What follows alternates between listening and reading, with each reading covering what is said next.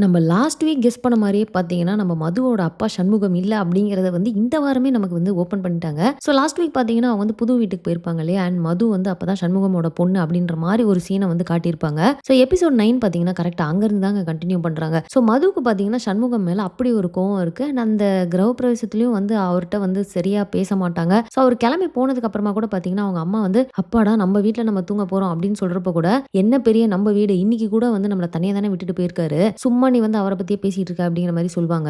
கிரிஜா பார்த்தீங்கன்னா வந்து, "நீ நாளைக்கு எங்க போறன்னு எனக்கு தெரியும். ஆனா அங்க மட்டும் தயவு செய்து போயிடாத. நான் சொல்றத கேளு" அப்படிங்கிறாங்க. "நான் சொல்றதெல்லாம் வந்து நீங்க கேட்டுட்டீங்களா? நான் மட்டும் ஏன் கேட்கணும்? ப்ராமிஸா என்னால கேட்க முடியாது" அப்படின்ற மாரி சொல்லுவாங்க. சரி அப்படி எங்க தான்டா போறாங்க அப்படின்ற மாரி நான் யோசிச்சேன்.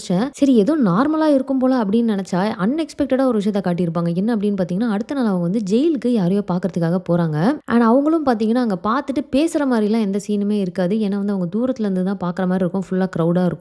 பட் அந்த சீன் ரொம்ப அழகா இருக்குங்க. அதாவது இங்கேருந்து அவங்க வந்து ஆக்ஷன்லேயே பேசுவாங்க. பட் அவங்க வந்து வாய் அசைக்கிறத வச்சு பார்த்தா அவங்க வந்து அப்பா அப்படிங்கிற மாரி தான் சொல்லுவாங்க.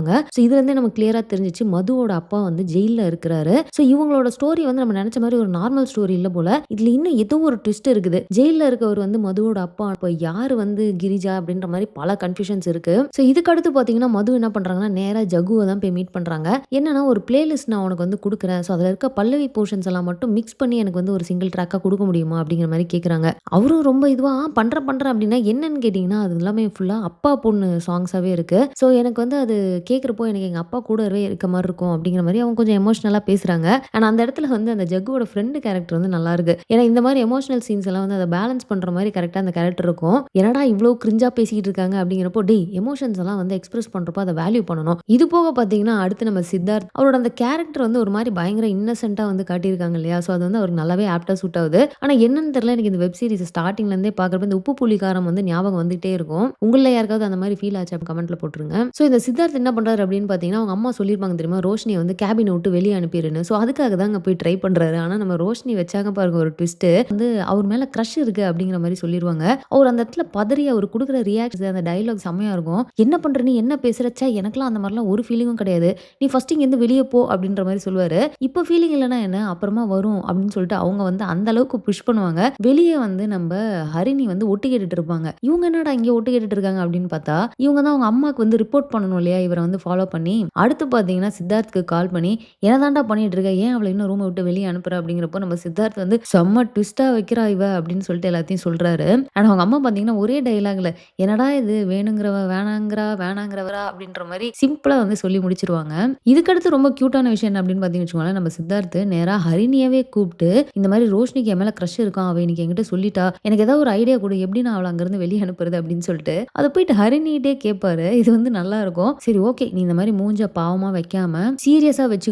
போயிட்டு அவட்ட அதே மாரி ரொம்ப சீரியஸா நீங்க இருக்காத. வெளிலருந்து கிளம்பி எனக்கு உன் மேல ஃபீலிங்ஸ் இல்ல அப்படிங்கிறத சொல்லிடு அப்படின்னு அவங்க சொல்லுவாங்க. ஆனா அவங்க சொல்ல சொல்ல பார்த்தீங்கன்னா, இந்த பக்கம் இவரு வந்து அப்படியே ஆக்ஷன்ஸ்ல வந்து அதே வந்து பண்ணி காட்டிட்டு இருப்பாரு. ஸோ இதெல்லாம் ஒரு மாரி வந்து அந்த பர்ட்டிகுலர் கேரக்டரைசேஷனுக்கு அந்த மாரி கியூட்டாவே வந்து நெறைய விஷயங்கள் வைக்கிறது வந்து நல்லாருக்கு.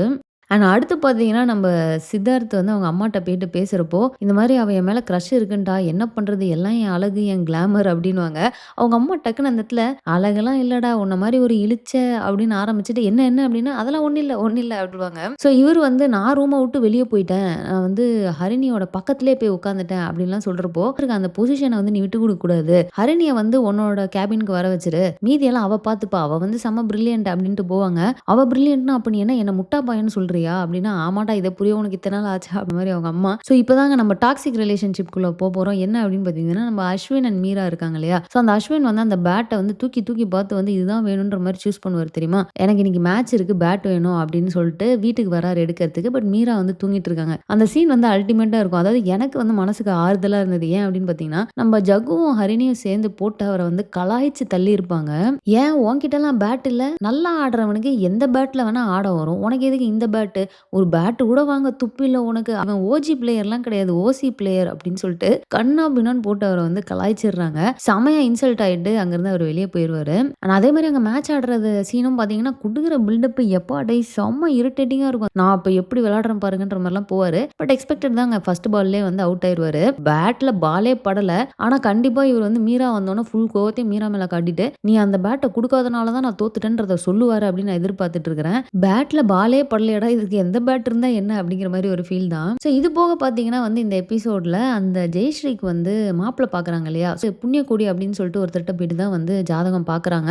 அவர் யாரு அப்படின்னு பார்த்தீங்கன்னா, அவர் வந்து அஸ்வினோட அப்பா. ஸோ பொண்ணு வந்து என்ன சொல்றா, "நான் அவகிட்ட பேசிக்கிறேன்" அப்படிங்கிறாரு. இவர் என்னத்தடா பேச போறாரு அப்படின்னு பார்த்தா, இவர் வந்து ஜெயஸ்ரீக்கு கால் பண்ணி, "எனக்கு புரியுதுமா உன் ஜாதகத்த நான் பார்த்தேன். நீ வந்து உயிர் தப்பி வந்திருக்கிற. பட் சீக்கிரமே உனக்கு நல்லது நடக்கும்" அப்படின்னுவாரு. அண்ட் அந்த சைடு ஜெயஸ்ரீ வந்து அந்த உயிர் தப்பி வந்திருக்க அப்படின்னோன வந்து அவங்க ஒரு மாரி ஷாக் ஆவாங்க.